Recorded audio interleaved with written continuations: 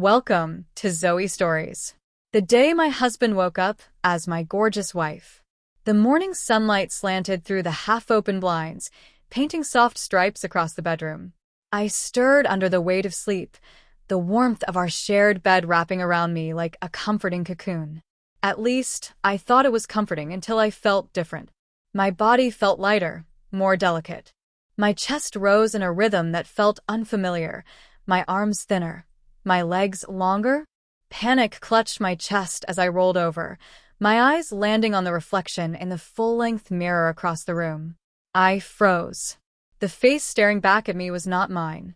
The jawline had softened, the lips fuller, the eyes, Isabella's eyes, now looked back at me with startling clarity. My hair cascaded in glossy waves down my shoulders, something I had only ever dreamed of, only ever imagined in secret moments when no one was watching. For a heartbeat, I wondered if I was dreaming. But the way my chest tightened with this new weight, the unfamiliar sway of my hips when I tried to sit up, it was terrifyingly real. And then the phone buzzed on the nightstand. Isabella's ringtone. My stomach dropped. I scrambled to cover myself, fumbling for clothes that no longer fit the way they should. Panic and exhilaration fought inside me. This was more than transformation. It was an invasion of identity. For years, I had played with crossdressing in private, slipping into silky dresses, experimenting with makeup when Mies was out or asleep. It had been a thrill, a secret I never wanted her or anyone to know. But this was total, irreversible. A voice broke my thoughts from the hallway. "Morning, love. Coffee's ready." Mies chirped, unaware that the man she married was no longer under the sheets. My mind raced. Should I scream? Should I pretend? My hands trembled as I tried to find words, but all that came out was a high, unfamiliar lilt that sounded more like her than me. This was my life now, or at least this strange, twisted version of it. My reflections seemed to mock me, my mind racing over every secret I had ever kept. For a moment, I remember the nights spent in Isabella's wardrobe, the silk scarves, the satin slips, the thrill of eyeliner tracing my eyes, the tiny hidden giggles when I saw myself in her mirror. That had been a game, a fantasy. But now, there was no escape into secrecy. I was living it, trapped in my own private obsession made public. The apartment felt different through new eyes. Everything was sharper, brighter, more intimate. My fingers brushed the countertop as I leaned forward, examining my nails, painted in a delicate shade of pink I had never dared wear outside the shadows of the bedroom. The world had shifted under me, and I was suddenly both observer and participant, unsure which was more terrifying. I thought of Isabella, her laugh, the way she twirled when she got dressed for work, the confidence that radiated from her in heels I had secretly envied. And now, I was her, or something very close to it. I could feel the power in her posture, the magnetic pull of her presence, and with it, an unexpected surge of confidence tinged with dread. What would she think if she saw me now? Would she laugh in disbelief, or scream? Would she see the thrill, the excitement I had always hidden, or would she only see the betrayal of intimacy, the invasion of a life she thought she knew? My heart pounded, each beat echoing the realization. The line between desire and terror had vanished. There was no going back. I had always thought of crossdressing as a private escape, a way to explore a part of myself that no one else could touch. It had been a game of control, a safe thrill wrapped in secrecy. But now the thrill was inseparable from reality. Every brush of fabric, every glide of silk over my skin, felt amplified, a constant reminder that this was no longer pretend. I tried to steady myself, to breathe normally, but each exhale reminded me how fragile and exposed I felt. Even the familiar sound of Isabella's footsteps approaching felt menacing. I had always imagined what it would be like to be her, but those fantasies had never accounted for this. Her life, her relationships, the expectations she carried, the gaze of everyone who knew her. And now I was living them. The clock ticked louder than ever. Every second stretched into an eternity as I searched for a plan. Could I reverse this? Should I try? My thoughts collided: panic, thrill, curiosity, shame, and a strange, unfamiliar desire to explore this new existence. It was intoxicating, terrifying, and strangely liberating all at once. When Mies finally appeared at the doorway, coffee cup in hand, her smile was radiant, and I realized I had no choice but to meet it. My voice, soft and melodic, betrayed me immediately. "Morning," I croaked, unsure if I could bridge the gap between us without revealing the impossibility of what had happened. Her brow quirked, a hint of confusion, but she laughed it off. "You sound different today, love. Did you sleep well?" I forced a smile, my reflection in the hallway mirror a constant reminder of my new reality. Every gesture felt amplified, every motion conscious. This wasn't just a change of clothes or appearance, it was an upheaval of identity, a collision of desire, fear, and the unknown. And as Mies turned back toward the kitchen, humming softly, I realized something terrifying and exhilarating at once. I had to navigate this life as her, embody her every step, gesture, and expression, all while keeping my secret buried deep beneath the surface. Every decision, every slip, every glance could reveal the truth, and perhaps reveal the part of me I had always hidden, even from myself. This was not just a transformation of the body, it was a transformation of reality, of identity, of every relationship I thought I understood. And as I adjusted the hem of the dress that clung to my new form, feeling the unfamiliar sway of hips and the delicate brush of hair over my shoulders, I knew one thing with absolute clarity: my life would never be the same again. The question was, could I survive it? Could I embrace this new existence, or would it destroy everything I loved? The answer was out there somewhere, hidden between the reflection in the mirror, the echo of Isabella's laughter, and the fragile line between fear and desire. And I had no choice but to find it. The first hour after the transformation felt like stepping into a dream I couldn't wake from. Every movement reminded me that this was no longer a fantasy. The familiar weight of my own body was gone, replaced with soft curves, delicate shoulders, and the gentle sway of a form that felt almost alien. I kept glancing at my reflection, half expecting the mirror to betray me with my old self, but every time, it confirmed the truth. I was no longer the man I had always known. Isabella's presence in the kitchen made every second nerve-wracking. I watched her move gracefully as she prepared coffee, her back to me. The swish of her skirt, the tilt of her head, everything seemed magnified in my perception. I could feel the unsteady pulse of my new heart as I tried to imitate her voice when she called out, "Honey, want some breakfast?" I hesitated. My own voice, high, melodic, unmistakably feminine, escaped in response. "Why, yes," I managed, my words trembling. My throat felt strange, and I was painfully aware of how different it sounded, how different I sounded. Even breathing seemed to carry a new rhythm, lighter but sharper, more aware. I needed space, a chance to adjust. Excusing myself with a clumsy smile, I slipped into the bathroom. Locking the door behind me, I faced my reflection once again. This body, this face, this hair, it was exquisite, almost too perfect. Panic wrestled with curiosity. My fingers ran over my new cheekbones, traced the delicate curve of my jaw, and lingered over the smooth slope of my collarbone. A thrill surged alongside the fear. I had always dreamed of this in secret, yet now that it was real, the reality was overwhelming. I tried to breathe. My mind raced with questions. How had this happened? Was it permanent? Could it be reversed? None of those answers were coming.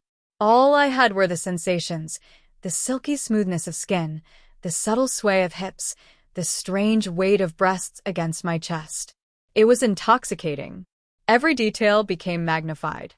The soft click of my heels against the tile, the rustle of the dress fabric, even the reflection of sunlight bouncing off the countertops, all became part of the overwhelming awareness of this new existence. I closed my eyes, letting the unfamiliar rhythm of my body take over for a moment. It was a strange, dangerous kind of exhilaration. But the thrill was cut with fear. What if Mies noticed? She had never known my secret passion for crossdressing. She would never expect this, and yet, here I was, living her life, embodying her form. The weight of that secrecy pressed down on me. Any misstep could reveal everything, not just the transformation but the hidden desires I had kept buried for years. The bathroom mirror reflected more than just my new face. It reflected my secret self, the part of me that had always longed for this freedom but had never dared to live it. And now, that part of me was in full view, demanding attention, challenging everything I thought I knew about myself.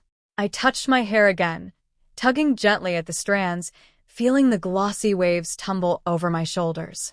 I had spent countless nights imagining this, sneaking into Isabella's wardrobe, trying on her dresses, experimenting with makeup when no one was watching.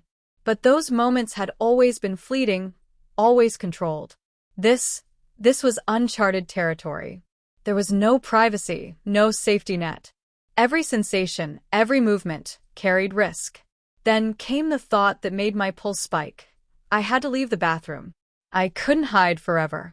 Mies was moving about, humming, her presence a constant reminder of the life I had invaded. I had to face her, to interact, to pretend that nothing had changed. But how? What would I say? What would I do? I stepped into the bedroom, adjusting the dress I had hastily pulled on over my new form. It was a simple, elegant piece, soft fabric hugging curves that weren't mine a few hours ago. My fingers fidgeted with the hem, trying to steady my nerves. Every step made me painfully aware of the heels pressing into my feet, the sway of my hips, the unfamiliar weight of my chest.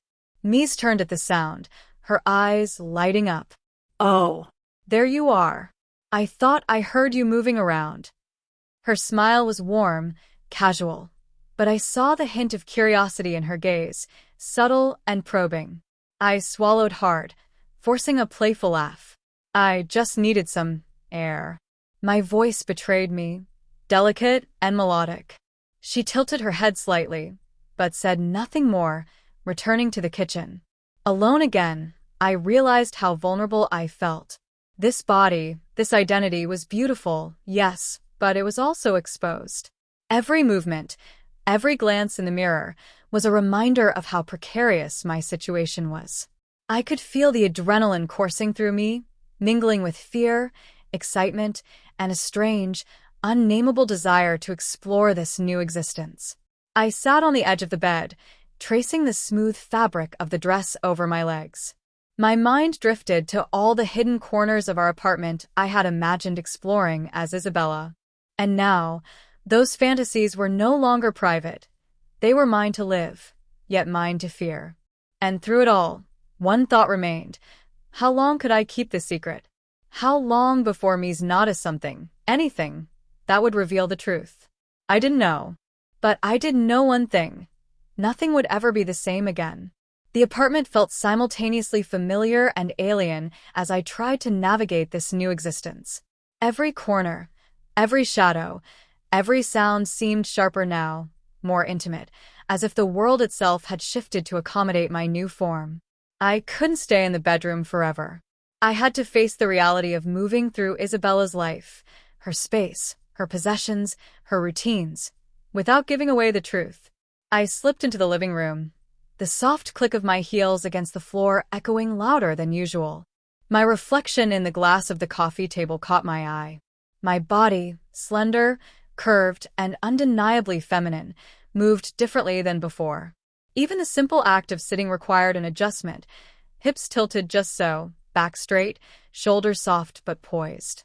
I could feel the power in her posture, the confidence she carried effortlessly, and it terrified me. I needed to understand this body. I needed to own it before Mies noticed. Walking to her wardrobe, I hesitated. Every dress, every blouse, every pair of heels was now a tool and a temptation. I remembered the countless nights I had spent sneaking into this very wardrobe, trying on outfits, imagining the thrill of wearing them outside the bedroom. Now, the thrill was real, immediate, and uncontainable. I selected a dress, a soft, sky blue number that fell just above the knee, hugging my waist and flaring gently at the hips. The fabric felt like liquid against my skin, smooth and almost electric in its sensitivity. I paused in front of the mirror, studying the reflection. The face staring back was beautiful, flawless, and utterly foreign. The subtle curve of my lips, the shimmer of my eyes, the sweep of my lashes, all screamed Isabella, and yet, somehow, there was a trace of me lingering beneath it. Next came the makeup. My hands shook as I picked up the brushes, trying to remember techniques I had only ever experimented with in secret. Foundation, blush, subtle eyeshadow, mascara.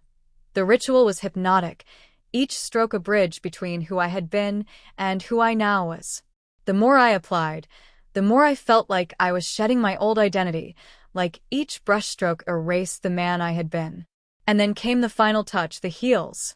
Slipping my feet into them was a revelation. The way they shifted my balance, forced my posture, and made every step a calculated act of grace, it was intoxicating. I teetered for a moment, then adjusted, finding rhythm. Each step felt like a dance, a negotiation with this new body that was both mine and not mine. But with exhilaration came fear.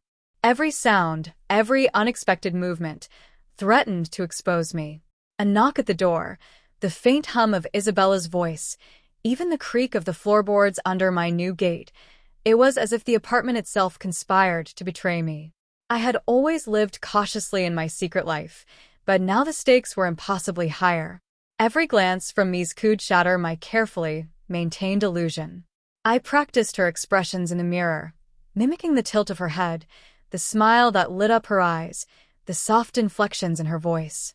Each attempt felt awkward, yet necessary.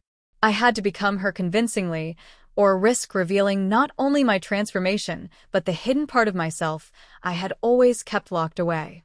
Hours passed, or maybe minutes. Time had lost its meaning in this altered reality.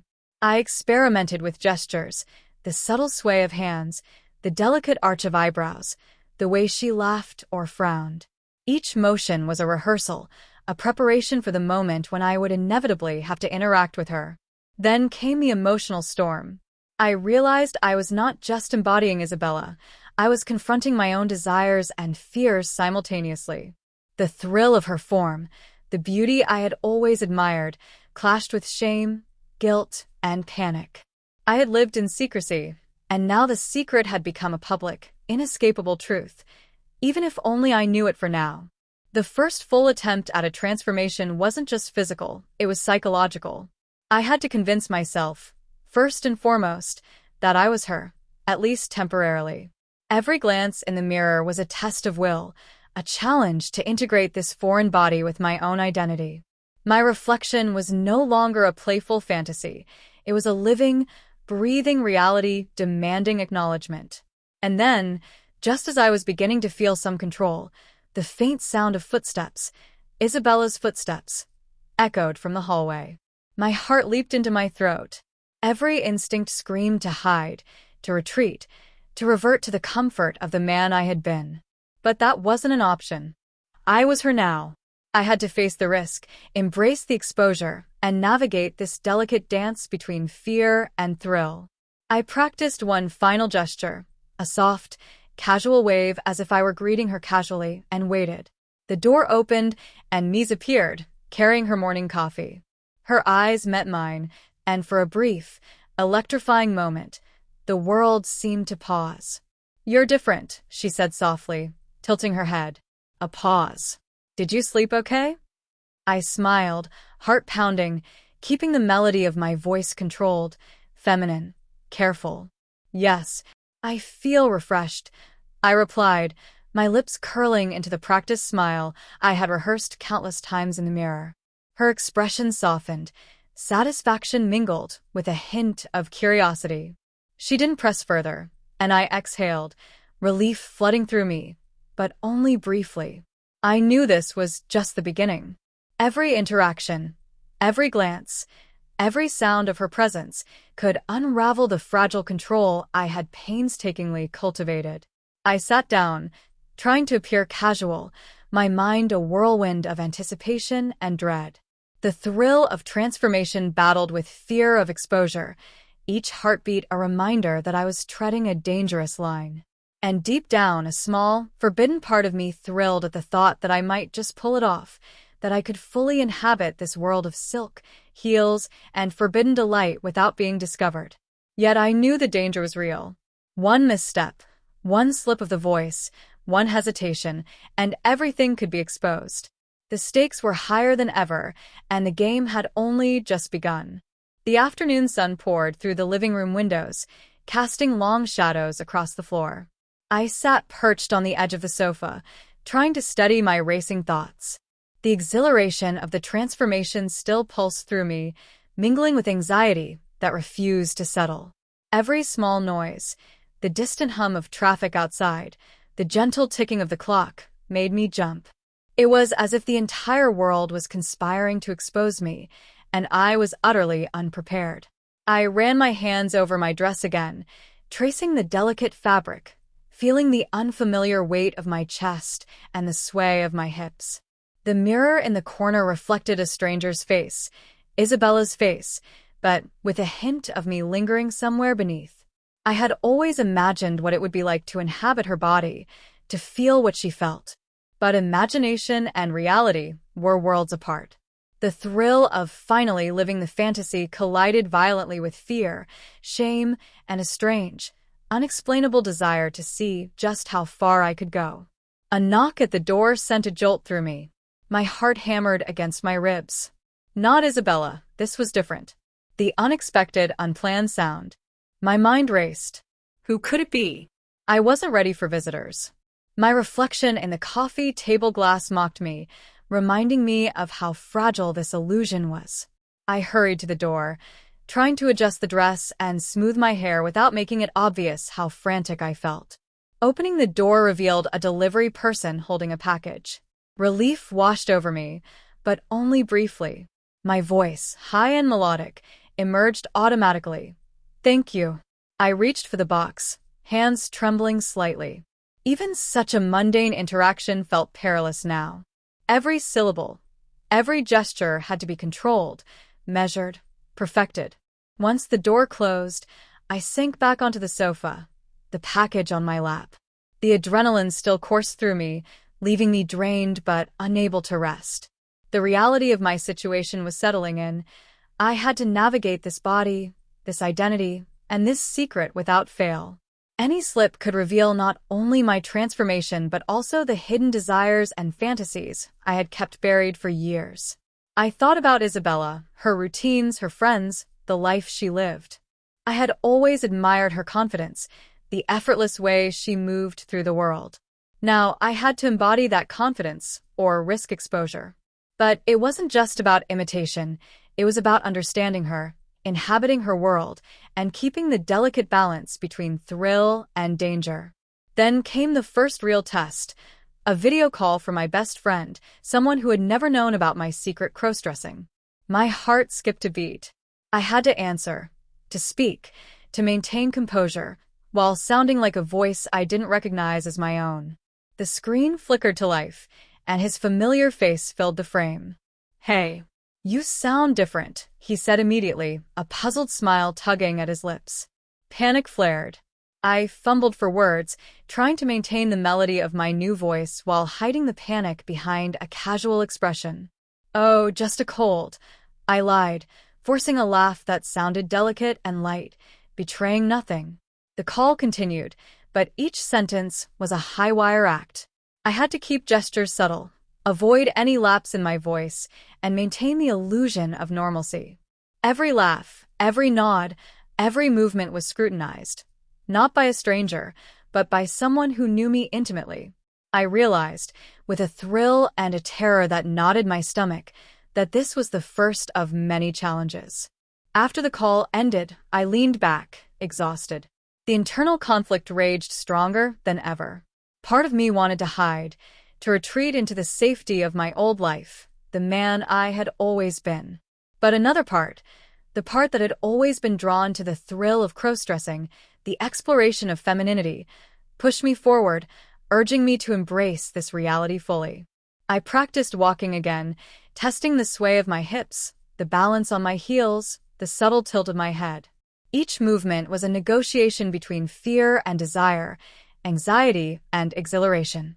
I caught glimpses of myself in mirrors and windows, each reflection a reminder that this body, this identity, was both mine and not mine. And then, the most dangerous thought of all crossed my mind. What if I liked this too much? The thrill of the transformation, the beauty of the body, the intoxicating awareness of power and vulnerability, it was overwhelming. I had always thought of crossdressing as a secret indulgence, a fleeting escape. But now, immersed in Isabella's life, it was more than that. It was a challenge to everything I had known about myself, a temptation I wasn't sure I could resist. The day dragged on, each hour a test of patience and control. Simple tasks, making coffee, tidying the apartment, moving through familiar rooms, became exercises in performance. Every step, every gesture, every glance in the mirror reminded me that I was playing a dangerous game, one with no clear rules and no guarantee of safety. As evening approached, I felt both exhilarated and exhausted. The thrill of inhabiting Isabella's form had not diminished. If anything, it had grown stronger, mingled with the fear of being caught. The internal struggle was relentless. Desire versus caution, thrill versus shame, curiosity versus the need for secrecy. And as I sat alone, adjusting the hem of the dress and running my fingers through my long hair, I realized the truth of my situation. This was not just a transformation of the body. It was a transformation of identity, of self, of every hidden desire I had ever harbored. The first close call had passed, but countless others awaited. And with each passing moment, the line between fear and exhilaration blurred further, leaving me uncertain which would ultimately dominate. Night was settling over the apartment, the golden light of sunset slipping through the blinds. I found myself standing before the full-length mirror again, drawn to it as if it were both a lifeline and a trap. My reflection stared back. Isabella's face, her curves, her hair cascading perfectly, but every time I looked closer, I could see hints of my own nervousness and uncertainty lurking beneath. Tonight, I needed to refine the transformation. If I was going to survive this secret, I had to become her fully, convincingly, in every possible way. I began with the small details: nail polish, eyeliner, mascara. Every stroke was deliberate, every movement a rehearsal in perfection. My fingers trembled as I applied blush, blending it carefully along the cheekbones, imagining how Ms. would notice the subtle highlights. The mirror didn't just reflect my body, it reflected the collision of two identities, my own hidden desires and her familiar presence. Then came the heels. My legs quivered slightly as I stepped into them, the unfamiliar arch forcing me to adjust my posture. Each step across the room was a negotiation, a delicate balance of grace and caution. The swish of the dress fabric and the gentle click of my heels made me hyper-aware of the apartment's silence. One wrong move, one stumble, and everything could be exposed. I practiced walking from the bedroom to the living room, the sway of my hips exaggerated just enough to mimic Isabella's confident gait. I caught myself in the mirror multiple times, adjusting shoulders, tilting my head, perfecting a casual smile. The thrill of inhabiting this form battled with fear. The fear of slipping, of faltering, of revealing the truth in a heartbeat. And then it happened, a small mishap. One heel caught the edge of the rug. I stumbled, barely catching myself on the edge of the coffee table. My heart raced, pounding in my chest like a warning drum. The sound was faint, but every nerve in my body screamed that Ms. could hear it from the kitchen. I froze, holding my breath, feeling the silk of the dress brush against my skin, reminding me of how exposed I truly was. Minutes passed, but it felt like hours. No sound came from the hallway. Relief and adrenaline flooded me simultaneously. I had survived the first minor disaster, but the close call left my pulse high and my mind even more alert. Every reflection in the room, every shadow cast by the fading sunlight, seemed to judge me, as if the apartment itself knew the danger of my existence. I turned back to the mirror, examining my reflection carefully. This body, this identity, was intoxicating. The curve of my hips, the delicate arch of my neck, the long eyelashes. Each detail was more than visual. It was a sensation, an awareness of vulnerability and power coexisting in a single form. And yet, that awareness brought with it a dangerous temptation. The thrill of becoming Mies was addictive, and part of me feared I might lose myself entirely in it. The knock at the door startled me again. My breath caught. Was it Mies returning early? Another delivery? The sound of footsteps approaching made my pulse spike. I had to maintain composure, to remain graceful, to stay in character. I smoothed the dress over my hips, adjusted the tilt of my shoulders, and took a deep breath. When the door opened, it was Mies herself. My heart leaped. Her eyes narrowed slightly, curiosity flickering across her face. "You're still awake?" she asked softly. Her tone was casual, but I could feel the tension in the room tighten like a spring.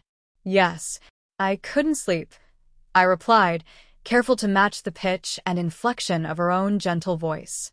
My hands trembled slightly, betraying me, but I forced a casual gesture, picking up a throw pillow and pretending to adjust it. Mies tilted her head, studying me. "You look different tonight. Did you do something with your hair?"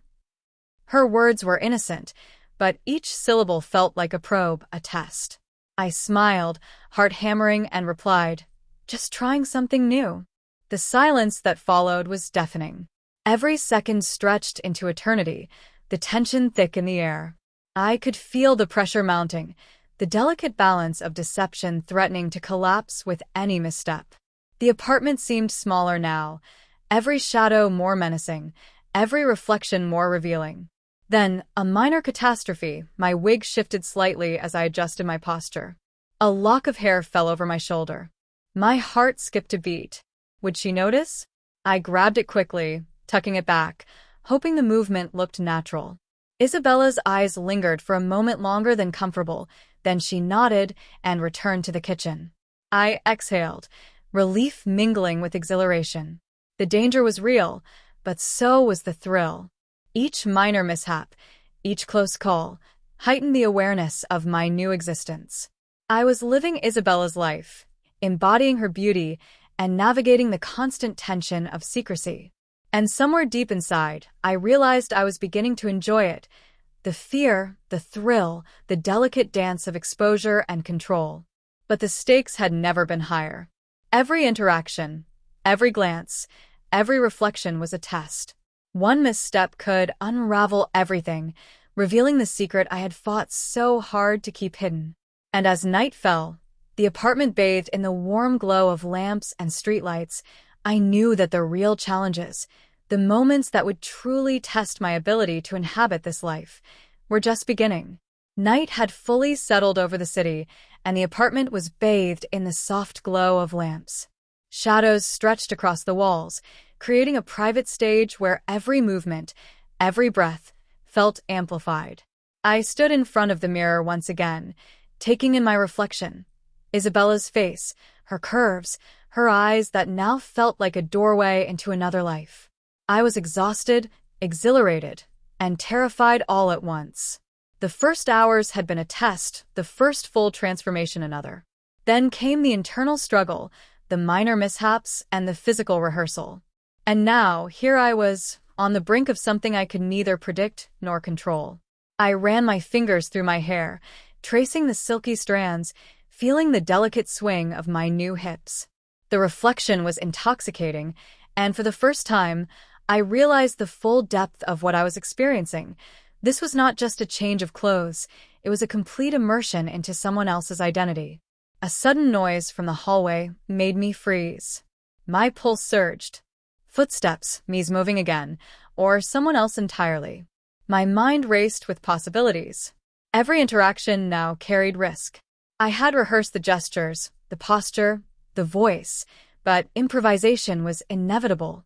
The tension coiled in my chest, a physical weight I couldn't shake. I reminded myself to breathe, steady my hands, adjust the dress, and maintain composure. The reflection in the mirror reminded me of the stakes. One slip, one hesitation, one misstep could unravel everything. And yet, there was a thrill in the danger, a pulse-quickening excitement that made every heartbeat feel electric. Then came the challenge I hadn't anticipated, a message notification on Isabella's phone, left on the counter. Her name flashed on the screen from a colleague she had invited over for dinner. My heart leaped. The possibility of a visitor tonight introduced an entirely new layer of suspense. I could barely move without imagining them entering, seeing me, discovering the secret I had fought so hard to conceal. I paced the room, testing my balance in heels, adjusting my posture, smoothing the dress, trying to look casual as if nothing were wrong. Every shadow seemed like a threat, every creak of the floorboards a warning. My reflection, however, began to feel more familiar, not mine entirely, but not fully Isabella's either. I was merging with her, inhabiting her world, learning her movements, her gestures, her expressions. Yet, beneath that veneer, the anxiety never left. A sudden thought struck me. What if me suspected something already? Had she noticed the subtle shifts in my behavior? The unusual timing, the heightened attentiveness, the minor mistakes I had made earlier? The possibility made my chest tighten, the fear mingling with an almost guilty thrill. I returned to the mirror one last time, adjusting the hair, checking the makeup, practicing a casual smile. My reflection stared back at me, a perfect blend of Isabella's elegance and my own tension. I could almost see the duality of myself and her, two identities layered in a single body, struggling for control. The thrill of that duality was intoxicating, yet terrifying. Just then, the knock at the door came, louder this time, insistent. My breath caught. Isabella's voice called from the other side. "I think I forgot something in the kitchen. Can you grab it for me?" My mind raced. Every instinct screamed that I needed to move carefully, that one wrong gesture could betray everything. I grabbed the object from the counter, adjusting my dress and posture, and approached the door slowly, every movement calculated. The door opened, and the hallway light spilled into the room. There she was, Mies herself, casually stepping into the space I had just occupied entirely in her image. Her eyes flicked to me, and for a heartbeat, time seemed to freeze. The tension was unbearable, the stakes higher than ever. I smiled, trying to appear relaxed, maintaining the delicate balance of calm, grace, and subtle uncertainty. She reached for the item, brushing past me, her gaze lingering for just a moment longer than necessary. I felt my heart hammer in my chest. Would she notice the slight difference in my movements? The subtle change in posture? The delicate tilt of my head that mimicked her so closely it almost felt unnatural? The possibility of exposure loomed over me like a storm cloud, yet the thrill, the forbidden exhilaration of inhabiting her so completely, pulled me in with equal force. Once she turned away, the tension did not leave. I exhaled slowly, realizing that the build-up was complete. I had survived hours of transformation, internal struggle, rehearsal, mishaps, and the first real close calls. And yet, the ultimate challenge was still ahead, the moment when the secret might be uncovered, when the stakes would be impossible to ignore. Sitting down finally, smoothing the dress over my legs, I understood the truth. This was no longer about fantasy or secret indulgence. It was about survival, identity, and the dangerous, intoxicating thrill of living a life that was not entirely my own. The danger was real, the stakes unthinkably high, and the consequences, whatever they might be, loomed just over the horizon. And with that realization, I knew the next moments would define everything. The lines between fear and desire, identity and imitation, thrill and terror had blurred completely. And as I caught my reflection in the dim light, I couldn't help but wonder, what would happen if Mies discovered the truth? The apartment was silent, save for the occasional hum of the refrigerator and the soft ticking of the wall clock. I had spent hours rehearsing my every movement, practicing the subtle grace of Isabella's body, adjusting my posture, testing the delicate balance on high heels. But nothing could have prepared me for the knock at the door that shattered the fragile calm. My heart leaped. The sound was sharp, urgent, impossible to ignore. Footsteps approached quickly behind the door, heavier than before, with a sense of purpose. Panic flared, coiling tightly in my chest. I was fully immersed in Isabella's form, every fiber of my body embodying her elegance and poise, yet every instinct screamed danger. Who could it be at this hour? Isabella's voice called softly from the kitchen. I think that's probably Mr. Lawson from work. He said he had an urgent document to drop off. My pulse quickened further. Mr. Lawson was not just any visitor. He was a colleague familiar with both me's and my husbandly life. Any discrepancy in my behavior, any hesitation, any misstep could blow the illusion entirely. I smoothed the dress over my hips, adjusted the tilt of my shoulders, and took a deep, calming breath. Every heartbeat echoed like a drum, each one a reminder of the stakes. I moved toward the door, heels clicking softly, and opened it just enough to see Mr. Lawson's face. "Evening, Isabella," he said, holding a folder with a professional smile. "I was told there's an urgent document you needed to review before tomorrow morning." His eyes flickered toward me, lingering slightly, just long enough to set my nerves on edge. Yes, thank you," I said, forcing a light laugh and tilting my head in that precise, familiar way Mies often did. My voice was high, melodic, carefully controlled. "Just come in for a second?" He stepped in, and suddenly the apartment felt smaller, more suffocating. Every movement I made was scrutinized, not just by the visitor, but by my own internal fears. I handed him a cup of coffee, trying to imitate Isabella's casual gestures, all while monitoring my own posture, every tilt of my head, every sway of my hips. The first tense moments passed as we settled into the living room. Mr. Lawson flipped open the folder, reviewing documents silently. I perched delicately on the edge of the sofa, feeling every inch of the dress press against my legs, the heels digging slightly into my feet, the new contours of my body humming with every motion. Then came the question that made my heart skip. "Isabella, you seem different tonight. Everything okay?" His tone was casual, yet probing, just enough to make me feel the knife edge of suspense slicing through the room. I smiled, careful to keep it natural. "Yes, just a long day at work," I lied, voice soft but confident. My fingers fidgeted slightly with the hem of the dress, but I forced a relaxed posture, mimicking her casual elegance. A subtle laugh escaped him. "You seem lighter somehow. New energy, maybe?" Each word was a gauntlet, each observation a potential threat to the illusion I had so meticulously crafted. My stomach knotted with fear. One wrong inflection, one hesitation, one glance, and the secret, my secret, would be exposed.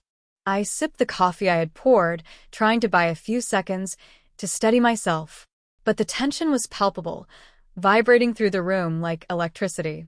Every fiber of my being screamed caution, yet every instinct, the thrill, the forbidden excitement, urged me to remain, to continue, to inhabit this new reality fully. Then came the subtle misstep.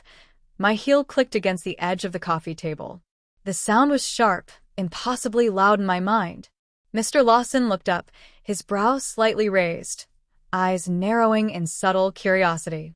I froze, heart hammering, and forced a gentle smile, keeping my tone light, almost teasing.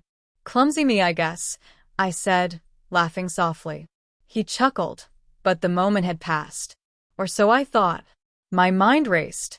The close call was a reminder that I was walking a tightrope with no safety net. Every interaction was a potential disaster, every glance a risk. And yet, beneath the fear, there was exhilaration, the kind of dangerous thrill that came from knowing I had come so close to exposure and survived. Minutes stretched endlessly. I guided him toward the door when he finished reviewing the documents, trying to appear natural, graceful, Isabella-like. "Thank you for coming by," I said, voice steady, smile perfected. "Of course. Everything seems in order," he replied, eyes lingering a fraction too long before he stepped out. The door clicked shut behind him, and I leaned back against the wall, exhaling shakily. Relief washed over me, but it was fleeting. The adrenaline still pulsed in my veins, reminding me that the danger had not ended, it had only escalated. I moved toward the mirror, examining my reflection. My face was calm, composed, elegant, but my eyes betrayed the storm within. This was only the beginning. The stakes had been raised. Every future interaction, every movement, every word spoken had the potential to reveal the secret I had fought so hard to conceal. And in that moment, I understood fully. This was not just about inhabiting Isabella's body. It was about navigating a labyrinth of identity, desire, fear, and secrecy, a challenge far more perilous than anything I had ever imagined. The real test, the ultimate moment of suspense, was still ahead. The grand chandelier sparkled above us, casting fractured light across the marble floor of the gala hall. Guests in glittering gowns and sharp tuxedos moved around, laughing, networking, and swirling champagne. I had never been in a world like this before. Not as myself, not like this. The transformation was complete. The delicate dress hugged my frame perfectly, the heels elevated me, and the soft curl of the wig framed my face like Isabella's signature look. Every detail had been meticulously prepared, yet the fear inside me refused to subside. We were here for what was supposed to be a routine charity event, an evening Mizad invited me to attend as her +1. But for me, the stakes were impossibly high. One misstep in this crowded, observant environment, one slip of posture or voice, and everything, the secret, the double life, the illusion, would unravel in front of dozens of people. I moved carefully, my heels clicking softly on the polished floor, keeping pace with Isabella's confident stride. Every glance from the other guests felt like scrutiny. Some smiled warmly, others looked curious, their eyes briefly assessing me.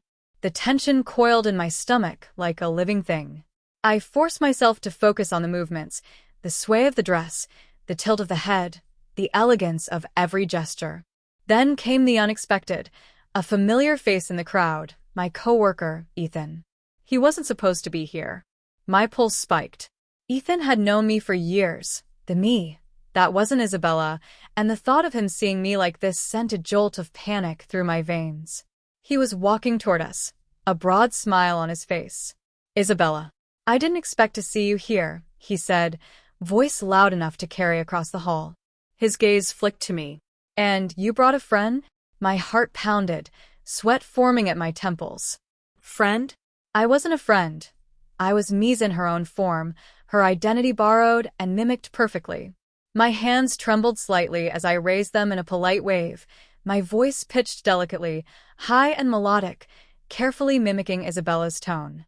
"Yes, I'm accompanying Mies tonight," I said, forcing a smile. Ethan's eyes lingered on me, scanning with subtle curiosity. "You look different," he said, tilting his head. Every syllable was a threat, every glance a possible revelation. I could feel the tightrope beneath my feet trembling. The gala floor, with its glittering lights and moving crowd, suddenly felt like an arena. I forced myself to breathe, to maintain composure. "Just trying a new look tonight," I replied lightly, gesturing with a graceful hand. Every motion was deliberate, rehearsed in my mind, yet the fear of exposure made my muscles tense. Then came the twist I hadn't anticipated. A photographer suddenly appeared, snapping pictures of the couples attending the gala. The flash caught me unexpectedly. For a split second, I froze, caught off guard by the bright burst of light. Isabella's hand touched my arm, grounding me. "Smile," she whispered, and I did, my teeth clenching slightly behind the carefully constructed grin. But the danger wasn't over. Ethan leaned closer, lowering his voice. "You seem different somehow. Are you okay?" His words weren't loud, but the intent was clear. I had to respond instantly, without hesitation. My mind raced, calculating every possible reaction. "Yes, perfectly fine," I said, voice steady, though my chest burned with tension. The crowd continued to swirl around us, oblivious to the private drama unfolding. Every laugh, every clink of glasses, every sparkle of jewelry became amplified in my awareness. My heartbeat thudded in rhythm with the music playing softly in the background, and I realized that survival in this environment required both precision and courage. Then the ultimate obstacle appeared, a group of Isabella's colleagues, unfamiliar to me, approached with wide smiles and extending hands. "Isabella, so glad you're here. And who's your lovely companion?" I felt the blood rush to my face. This was a moment where every gesture, every word, every nuance could betray me. I forced a smile, holding my posture perfectly. "I'm Isabella's friend," I said, careful to sound casual yet elegant, mimicking her usual social tone. The group laughed lightly, accepting the answer without suspicion, but the adrenaline surged through me like wildfire. Each interaction, each question, each flash of a camera was a reminder that the line between exposure and concealment was impossibly thin. I glanced at Isabella, who was laughing effortlessly, unaware of the storm raging inside me.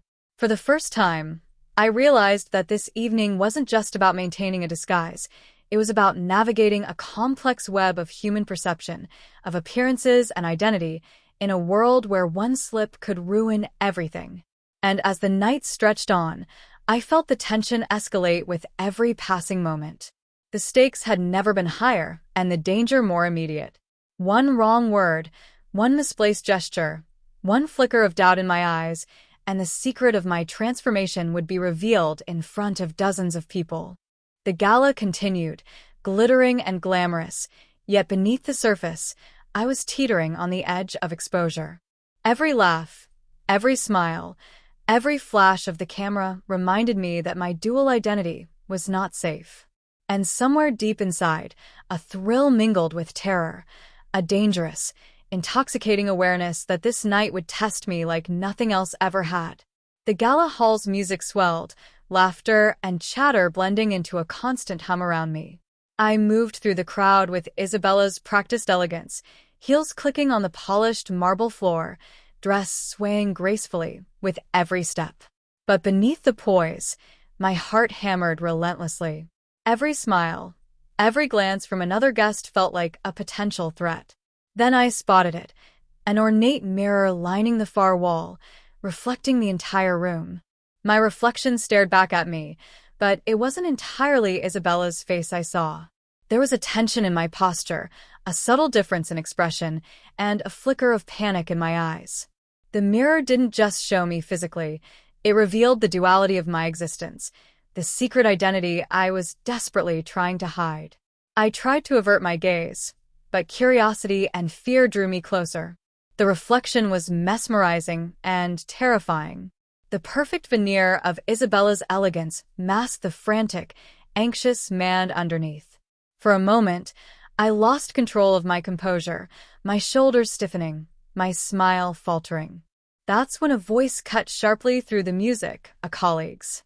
"Isabella, you're glowing tonight. Who's that with you?" I froze, heart leaping into my throat. The question was innocent, but the implication was deadly. I turned slightly, forcing a relaxed smile, careful to mimic Isabella's habitual tilt of the head. "Oh, just a friend," I said softly, voice steady but pitched higher than my usual tone.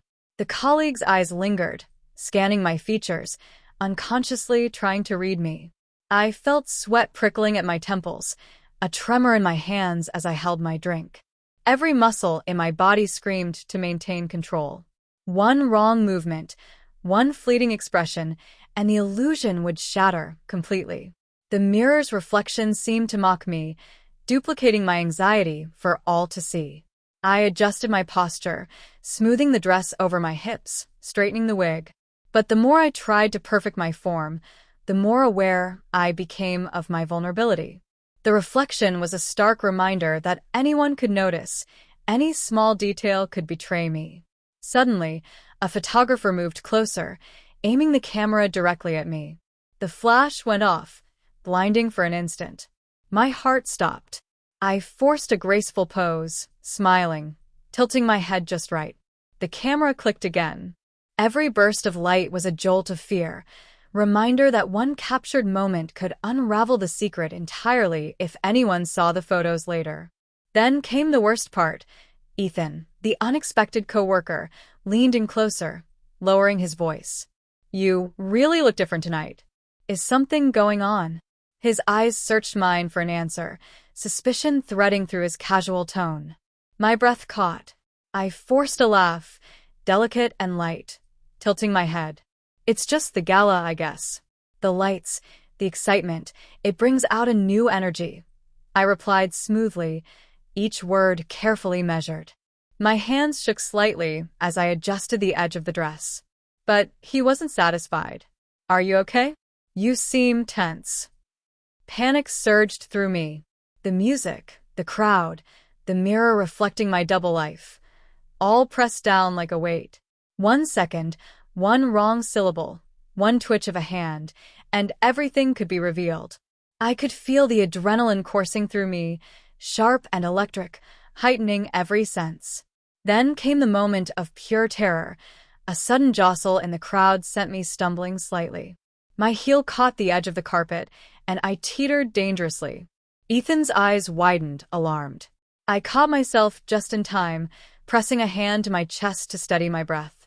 The mirror reflected the near fall, magnifying my vulnerability. Isabella, ever composed, reached out and guided me subtly. "Careful," she whispered, her eyes glinting with amusement. But beneath the surface, I sensed that she was beginning to notice the subtle shifts, the difference in behavior, the hidden tension. My heart raced. The secret that had been carefully guarded was on the edge of exposure. I regained my composure, forcing a serene smile. Every breath, every gesture was deliberate, rehearsed. I moved with calculated grace, my reflection in the mirror a constant reminder of the delicate balance I had to maintain. But the fear, the intoxicating thrill of almost being discovered, was like a live wire under my skin, electrifying and terrifying all at once. Minutes stretched, each one a test of nerve. Every flash from cameras, every glance from the crowd, every word from Ethan pressed against my carefully maintained facade. I realized, fully, that I was no longer just mimicking Isabella. I was inhabiting her identity under the most extreme pressure, navigating a perilous game where one misstep could destroy everything. And then, just as I began to think I had survived, a small slip occurred. The edge of my wig shifted slightly, revealing a hint of my hair underneath. Time seemed to slow. Ethan's eyes flicked down, noticing the subtle discrepancy. I froze, heart hammering, caught between terror and exhilaration. Would he speak? Would he expose me here, in front of the gala crowd, under the harsh glare of chandeliers and camera flashes? The tension was unbearable, a taut wire threatening to snap. Every instinct screamed survival, every nerve pulsed with adrenaline. And in that suspended moment, I understood the full gravity of my situation. The secret, my dual identity, and the thrill of living another life were all hanging by a thread, one thread that could break with a single breath. The gala had reached its peak, with laughter, music, and the clinking of glasses filling the grand hall. I moved through the crowd, heels steady, smile poised, yet every nerve in my body screamed tension. The near-exposure moments had left me hyper-aware. Every glance, every whisper, every subtle movement was a potential trap. Then came the unexpected twist. Isabella's manager approached, a stern expression on his face. "Isabella, may I speak with you privately for a moment?" His tone was polite, but authoritative. Panic surged through me. A private conversation in the middle of the gala was a nightmare scenario.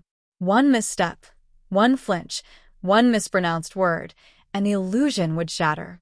I felt Isabella's hand brush mine. "Stay here, I'll be right back," she said, her voice calm but leaving no room for argument. My heart raced as she walked away with the manager, leaving me alone in the crowd. Suddenly, I was fully exposed, surrounded by people who knew Isabella, who could recognize a discrepancy in behavior or appearance. My reflection in a nearby polished column caught my eye. For a brief second, I saw myself, the borrowed elegance, the carefully constructed persona, and beneath it, the pounding fear. I adjusted the dress, smoothed the wig, and forced my composure, but the adrenaline made my hands shake slightly. Then it happened. A waiter carrying a tray of champagne stumbled, the glasses tilting dangerously toward me. Instinctively, I moved to steady them, but in doing so, my heels slipped on the marble floor. I teetered, barely catching myself, and the wig shifted again, revealing more of my natural hair than intended. Ethan, still nearby, noticed immediately. His eyes widened, scanning me with a mixture of confusion and suspicion. "Are you okay?" he asked quietly, stepping closer. Every second felt like an eternity. I forced a delicate laugh, tilting my head gracefully, masking the terror coursing through me. "Yes, just a little unsteady in these heels," I replied, voice pitched higher than usual, carefully mimicking Isabella's tone. But the universe wasn't done testing me. From across the room, Mies returned, accompanied by the manager, and her gaze flicked toward me. My chest tightened. Would she notice the slight misalignment of the wig, the subtle difference in posture, the trembling hands? Her eyes narrowed, just slightly, and my stomach dropped. A photographer approached again, camera raised, ready to capture the perfect moment. The flash went off, bright and disorienting. I posed, forcing a smile, but the wig shifted slightly again in the sudden movement. My heart pounded in my chest. Every captured image was a potential revelation, a frozen moment that could expose me at any time. Then came the final, shocking moment. Ethan stepped closer, lowering his voice again. "I have to ask, are you sure you're Isabella?" His words were casual but loaded, a subtle probe that pierced straight through the delicate veneer I had built. Panic clawed at me. One word, one hesitation, and everything, the secret, the transformation, the borrowed identity, would be at risk of exposure. I forced composure, hands trembling slightly as I adjusted the hem of the dress. "Yes, completely," I said softly, voice steady, but my mind racing. My reflection in the polished floor caught my eyes, a mixture of fear, thrill, and determination. I was teetering on the edge of discovery, and the tension was unbearable. Isabella, sensing the intensity of the moment, stepped closer, placing a hand lightly on my shoulder. "Everything all right here?" she asked, tone calm but eyes sharp. Ethan smiled politely, perhaps sensing nothing overtly wrong, but the tension in the room was undeniable. I exhaled slowly, forcing a graceful tilt of the head, a serene smile, and tried to regain composure. The gala continued around us, oblivious to the private storm I was navigating. Every step, every gesture, every glance was a high-wire act, balancing fear and exhilaration. And in that suspended moment, I realized the truth. This was more than a challenge of disguise. It was a test of identity, courage, and control, a game where every decision, every breath, every subtle action could determine whether I remained hidden or was fully exposed.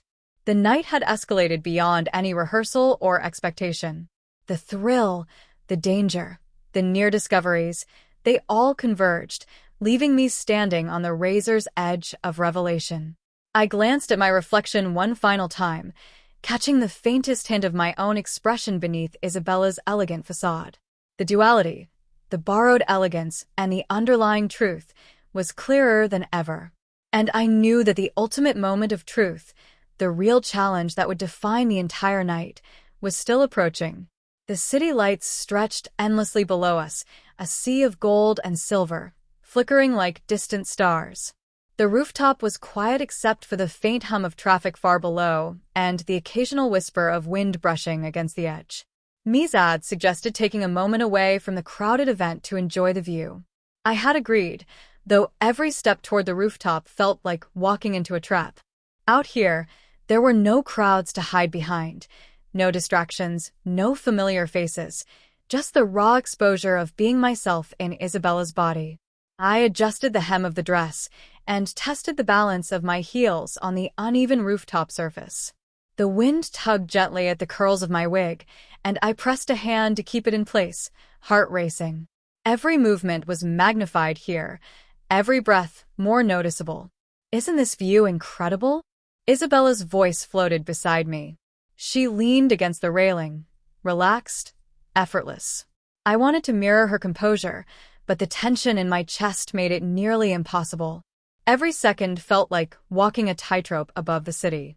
Then I noticed someone emerging from the stairwell, a security guard, pausing as he glanced toward us. My pulse quickened. Security at the rooftop wasn't supposed to be routine, and his sudden presence made the danger tangible. What if he questioned our presence? What if he recognized that I wasn't truly Isabella, just admiring the city? I said lightly, forcing a soft smile, tilting my head the way Mies often did. My voice sounded higher than usual, delicate, carefully rehearsed. The guard raised an eyebrow but nodded, apparently satisfied, and continued his rounds. Relief surged through me, but it was fleeting. The threat of exposure remained, constant, insidious. Mies turned to me, a playful smirk on her face. "You're awfully quiet. Everything okay?" Her gaze was steady, piercing. I swallowed, forcing calm. "Yes, just taking it all in," I replied, attempting casual elegance. Every word, every movement, every blink had to align perfectly with her persona. Then, from the corner of my eye, I noticed a subtle movement, a figure stepping lightly across the rooftop. It was Ethan, who had somehow followed us, curious and persistent. My heart sank. He wasn't supposed to be here. Out here, with no crowd, no distractions, no room for missteps. The danger was immediate and real. "Hey, Isabella," he called, voice casual but probing. "Mind if I join you for a minute?" Panic surged through me. The wind seemed to intensify, whipping at my dress, tugging at my hair, as if conspiring against my carefully maintained illusion. Mies smiled politely, gesturing toward the edge. "Of course, but just for a moment." Ethan's approach was slow, measured, yet every step made my stomach knot tighter. I had to maintain posture, elegance, composure. Everything had to be perfect. Ethan's eyes lingered on me longer than necessary. "You seem different. Are you okay?" His tone was calm but searching, probing for something beneath the surface. Every syllable was a potential exposure, every glance a threat. I forced a serene smile, tilting my head gracefully. "Yes, perfectly fine," I said softly, my voice delicate and controlled. Then the wind caught the edge of my dress, lifting it slightly. I instinctively pressed a hand down, heart hammering. The proximity, the empty rooftop, the subtle shifts in the breeze, everything magnified the stakes. Ethan's eyes flicked to my hand, then back to my face. The tension between us was palpable, electric. One slip, one hesitation, and the truth could be revealed in a heartbeat.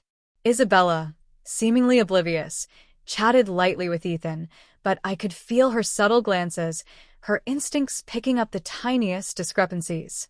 My reflection in the dark glass railing behind us showed the duality of my form, the borrowed elegance, the hidden panic, the fragile balance I was struggling to maintain. Then came the near disaster. My heel caught a slight crack in the rooftop surface. I stumbled, catching myself just in time. The wig shifted again, the curls brushing unevenly against my shoulders. Ethan's eyes widened, and for a heart-stopping moment, I feared everything had been exposed. I forced a soft laugh, tilting my head just right. "Clumsy me," I murmured, voice delicate, masking the panic. Ethan smiled politely, but didn't comment further. The adrenaline surged through me, a mixture of terror and exhilaration that left me trembling yet alive in a way I had never felt before. As Mies and Ethan continued to talk, my mind raced. The rooftop was no longer just a beautiful vantage point. It was a high-stakes arena, a place where every movement, every breath, every subtle expression could reveal the truth. I was walking a razor's edge, the thrill and fear intertwining, testing the limits of my courage, composure, and the borrowed identity I was inhabiting. And in that suspended moment, the wind tugged again at my dress, and I realized the terrifying truth. The next second could change everything.